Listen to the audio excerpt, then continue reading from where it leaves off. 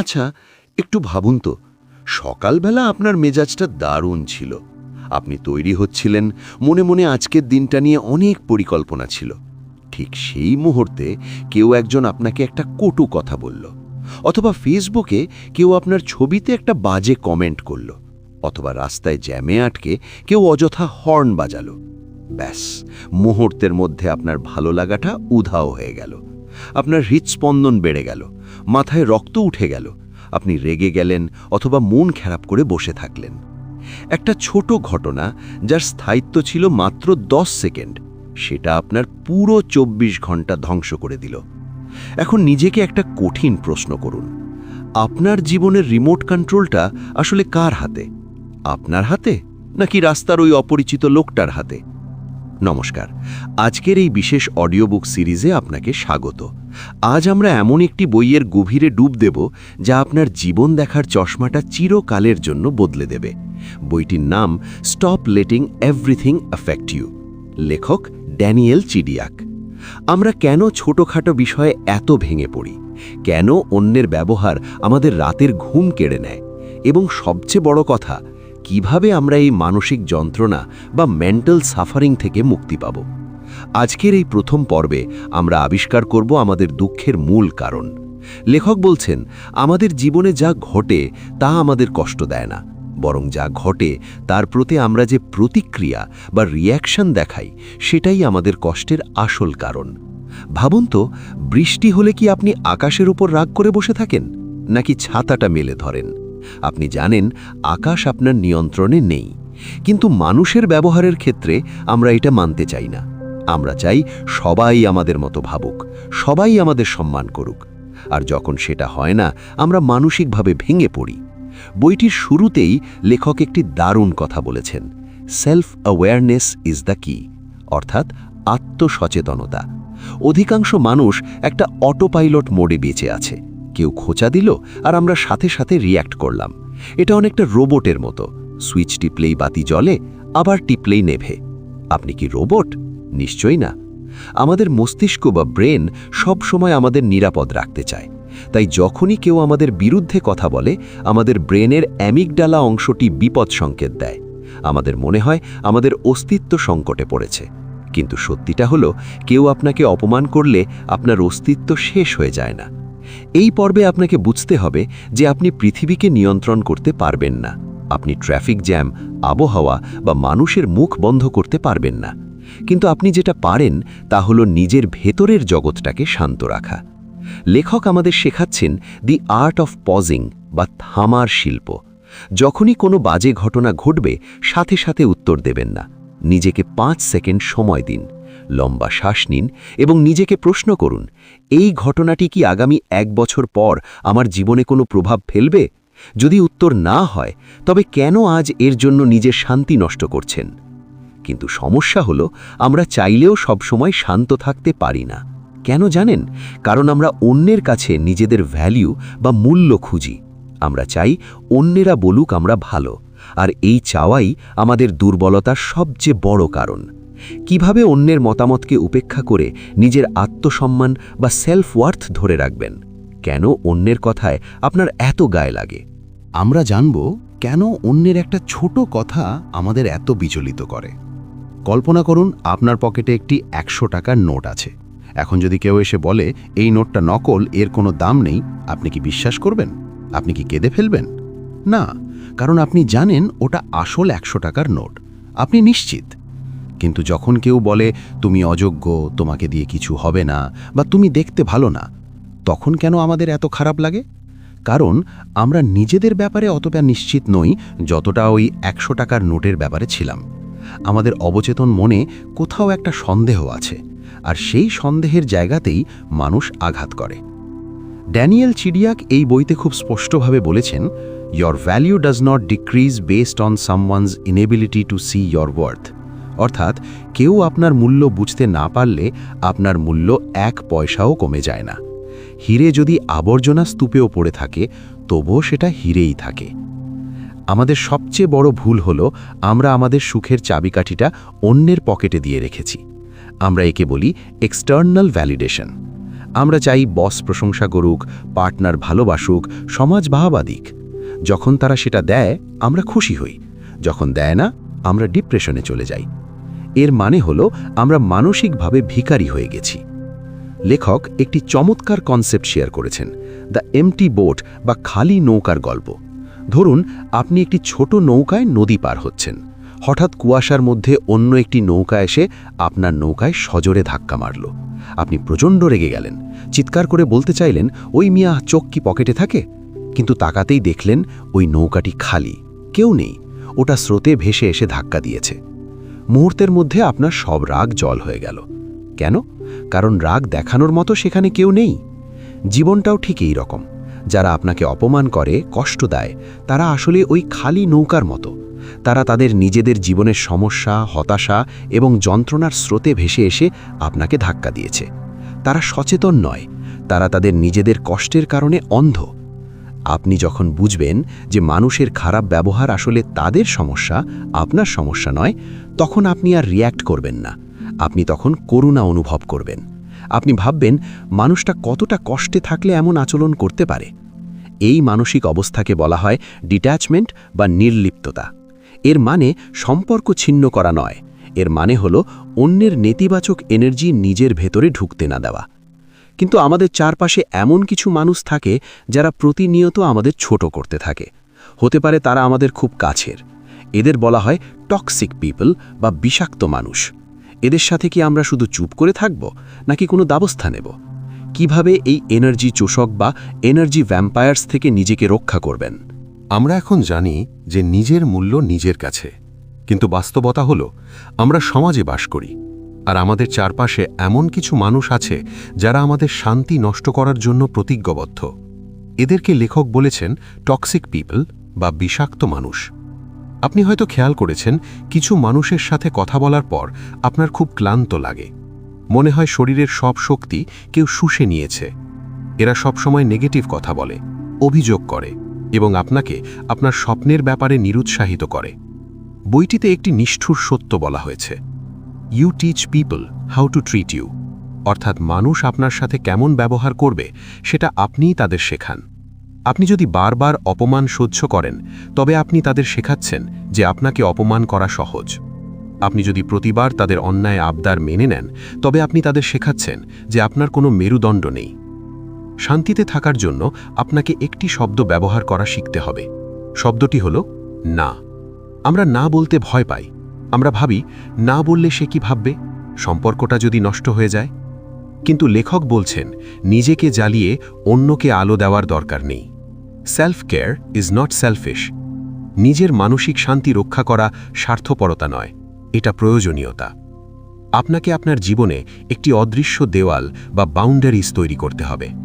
Boundary মানে হল আপনি কতটা সহ্য করবেন এবং কতটা করবেন না তার স্পষ্ট সীমারেখা। ধরুন আপনার এক বন্ধু সবসময় আপনাকে তার সমস্যার কথা শোনায়, কিন্তু আপনার কথা শোনে না। আপনাকে একদিন বলতে হবে, দেখো, আমি এখন ব্যস্ত আছি, আমি এখন এই নেগেটিভ আলোচনা করতে পারবো না। এতে সে রাগ করতে পারে, করুক। মনে রাখবেন, যারা আপনার বাউন্ডারি বা সীমানাকে সম্মান করে না, আপনার জীবনে তাদের কোনো প্রয়োজন নেই। লেখক আমাদের জীবনকে একটি বাসের সাথে তুলনা করেছেন। আপনি সেই বাসের ড্রাইভার। আপনার জীবনে অনেকে উঠবে, কেউ ভালো যাত্রী, কেউ খারাপ যাত্রী। কিছু যাত্রী বাসে নোংরা করবে, চেঁচামেচি করবে। ড্রাইভার হিসেবে আপনার পূর্ণ অধিকার আছে বাস থামিয়ে তাদের নামিয়ে দেওয়ার।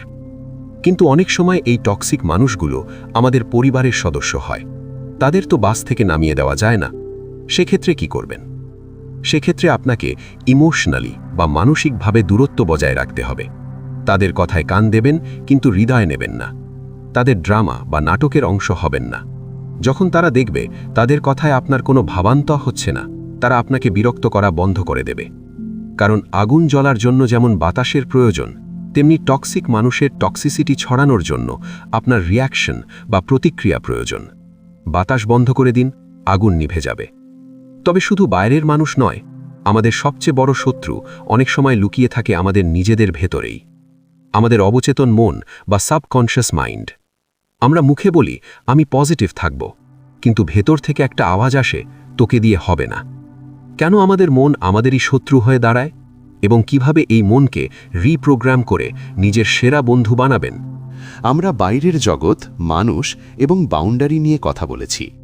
এখন সময় আমাদের ভেতরের জগতে প্রবেশ করার, যেখানে আমাদের জীবনের ৯৫% সিদ্ধান্ত নেওয়া হয়, আমাদের অবচেতন মন বা সাবকনশিয়াস মাইন্ড।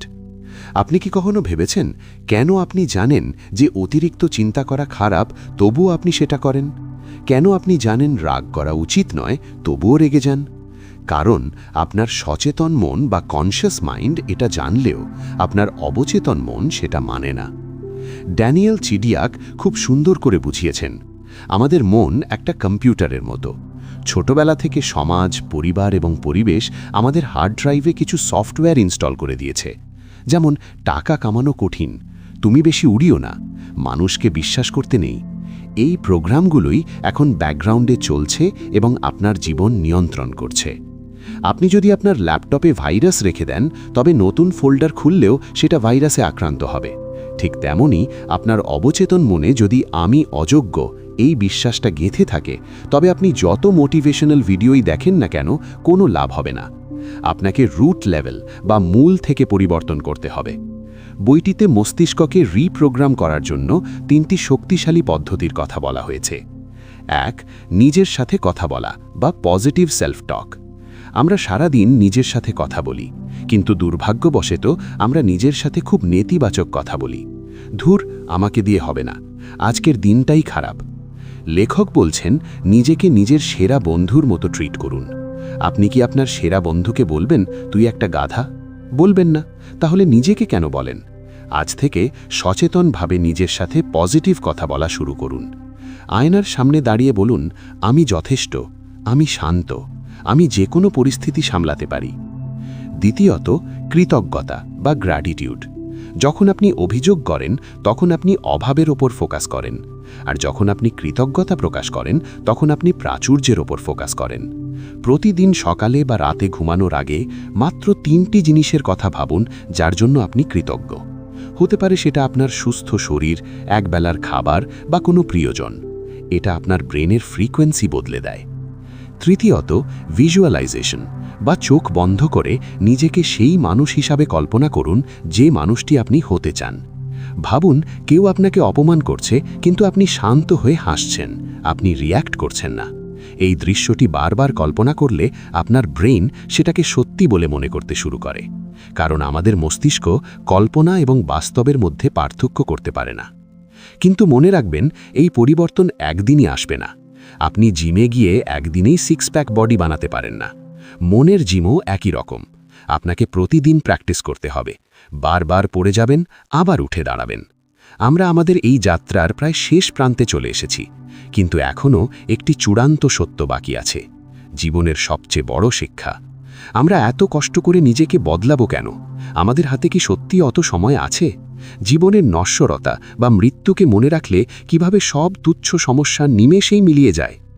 আমরা এতক্ষণ রিয়াকশন, ইগো, টক্সিসিটি এবং সাবকনশিয়াস মাইন্ড নিয়ে অনেক কৌশল শিখেছি, কিন্তু আজ আমরা এমন একটি বিষয় নিয়ে কথা বলবো যা এই সব কিছুর ঊর্ধ্বে। তা হলো জীবন এবং সময়ের মূল্য। আমরা সবাই এমনভাবে জীবনযাপন করি যেন আমরা অমর। আমরা ভাবি, এখনো অনেক সময় আছে, আমি পরে ঠিক হয়ে যাব। আমরা ছোটখাটো ঝগড়া, অভিমান এবং ইগো নিয়ে দিনের পর দিন, বছরের পর বছর নষ্ট করে ফেলি।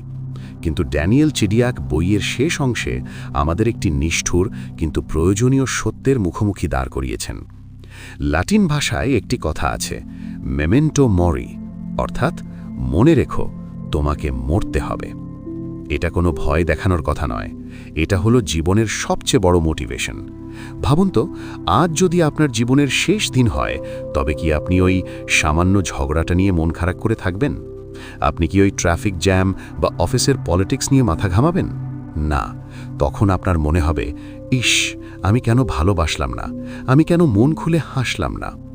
লেখক বলছেন, আপনি যখন বুঝতে পারবেন যে আপনার সময় সীমিত, তখন আপনি আর তুচ্ছ বিষয়ে রিয়্যাক্ট করবেন না। আপনি তখন বেছে বেছে যুদ্ধ করবেন। আপনি বুঝবেন আপনার মানসিক শান্তি ওই ইগোর লড়াইয়ের চেয়ে অনেক বেশি দামি। চূড়ান্ত মুক্তি বা আলটিমেট ফ্রিডম তখনই আসে যখন আপনি দুটি জিনিস আয়ত্ত করতে পারেন। 1. গ্রহণ করা, অ্যাকসেপ্টেন্স। যা ঘটেছে তা মেনে নেওয়া। অতীতকে আপনি বদলাতে পারবেন না, যা হবার হয়ে গেছে সেটা নিয়ে আফসোস করা মানে মরা লাশের ভার বয়ে বেড়ানো। বোঝা নামিয়ে ফেলুন, হালকা অনুভব করবেন। 2. ক্ষমা করা, ফরগিভনেস। মানুষকে ক্ষমা করুন, তাদের ভালোর জন্য নয়, আপনার নিজের শান্তির জন্য।